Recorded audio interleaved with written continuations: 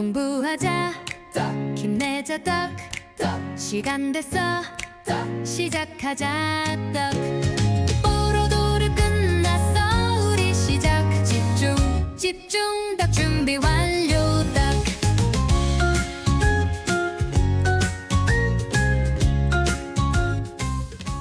안녕하세요. 오늘은 여러분 학습 효율을 좀 확 높이는 전략에 대해 깊이 파고들어 볼까 합니다. 네, 반갑습니다. 요즘 보면 시험 점수만 보는 게 아니라 그 꾸준한 노력이랄까, 잠재력 이런 걸 중요하게 보는 추세잖아요. 맞아요. 아주 중요한 지점이죠. 그래서 이런 흐름에 맞춰서 어떻게 준비하면 좋을지 그 핵심을 좀 짚어보려고요. 여러분한테 딱 맞는 학습 로드맵 같이 그려보는 거죠. 네, 좋습니다. 목표가 명확하면 전략도 달라져야 하니까요. 특히 학생부나 면접처럼 다면 평가가 늘면서 단순히 지식 암기 이상으로 꾸준함, 또 깊이 있는 이해, 이걸 보여주는 게 참 중요해졌어요. 그렇죠. 오늘 그 방법을 좀 찾아보면 좋겠네요. 네, 예를 들어서 육군사관학교 미래국방인재 전형 같은 경우가 딱 그런데요. 1차 필기시험이 없고 서류랑 면접 위주잖아요. 맞습니다. 그러니까 평소 학업 성취도 학교 활동, 출결 이런 꾸준함이 정말 중요해진 거죠. 물론 지원 자격, 일반고나 종합고 재학생이라든지 학교장 추천 같은 것도 먼저 확인해야겠지만요. 여기서 흥미로운 게 뭐냐면요.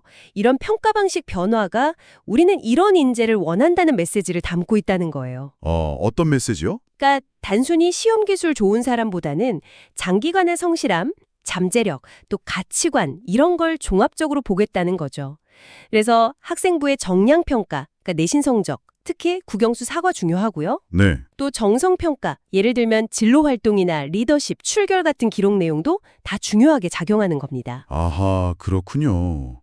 그럼 구체적으로 뭘 준비해야 할까요? 일단 학습부 관리가 기본이겠죠. 그렇죠. 내신 성적이 정말 중요해요. 1차 서류에서 80%나 보니까. 80%요? 와. 네. 특히 국영수 비중 높이니까 집중해야 하고 또 성실함의 상징인 출결, 이것도 놓치면 안 되고요. 무단 결석은 정말 치명적일 수 있어요. 하긴 꾸준함의 기본이니까요. 근데 이걸 매일 꾸준히 한다는 게 말처럼 쉽지가 않잖아요. 작심삼일 되기 쉽고. 맞아요.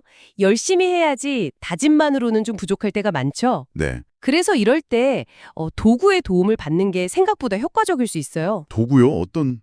예를 들면 학습 타이머 같은 거요. 이게 단순히 시간만 재는 게 아니거든요. 아, 그래요? 네, 정해진 시간 동안 집중했다는 작은 성공 경험을 매일 쌓게 해주면서 동기부여가 되는 거죠.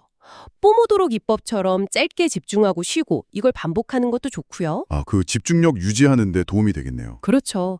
의사결정 피로도도 줄여주고요. 요즘엔 스터디덕 같은 앱들은 그런 타이머 기능은 기본이고 학습 시간 기록이나 분석까지 해주면서 객관적으로 내 패턴을 보게 하더라고요. 오, 기록이랑 분석까지요? 네, 내가 언제 집중이 잘 되고 언제 좀 헤매는지 그런 걸 알게 되니까 관리하기가 훨씬 수월해지죠. 어떤 분들은 그 기록 자체만으로도 자극을 받는다고 하고요. 그렇군요. 꾸준함을 만드는데 확실히 도움이 되겠어요. 근데 학습부 관리 말고 또 중요한 게 아까 면접 말씀하셨잖아요. 네, 면접. 2차 평가에서 비중이 무려 80%라고요. 이건 거의 절대적인데요. 그렇죠. 비중이 상당히 높죠. 단순히 답변 외워서는 안 될 것 같은데 지원자의 어떤 진짜 모습을 보려는 걸까요? 좋은 질문이에요. 그 높은 비중은 단순히 말 잘하는 사람 뽑겠다는 게 아니에요. 그럼요. 지원 동기가 얼마나 진실한지, 가치관은 어떤지, 문제 해결 능력, 또 압박 상황에선 어떻게 대처하는지 이런 걸 아주 다각적으로 깊이 있게 보려는 의도죠. 아, 정말 깊이 들어가네요. 네, 그래서 자기소개서를 바탕으로 내 경험이랑 생각을 진솔하게 잘 풀어내는 연습, 그리고 국방이나 안보 관련 이슈에 대해서도 나만의 관점을 정리해두는 게 중요해요. 물론 자신감 있는 태도, 명확한 전달력, 이건 기본이고요. 준비할 게 정말 많네요. 그렇죠. 더불어서 수능 최저 기준, 예를 들어 3개 영역합 8등급이다? 이것도 목표 달성 능력을 보여주는 거니까 소홀히 하면 안 되고요. 아, 맞다. 수능 최저도 있었죠. 네, 그리고 한국사 능력검정 시험 같은 가산점 항목 미리 챙겨두는 것도 좋은 전략이 될 수 있겠죠. 유효기간도 없어졌으니까요. 이걸 다 종합해보면 결국 자기주도 학습 능력이랑 목표 관리 능력, 이걸 다면적으로 평가하는 거네요. 성실성, 자기성찰, 논리력, 목표 달성 의지 다 보는 거군요. 정확합니다.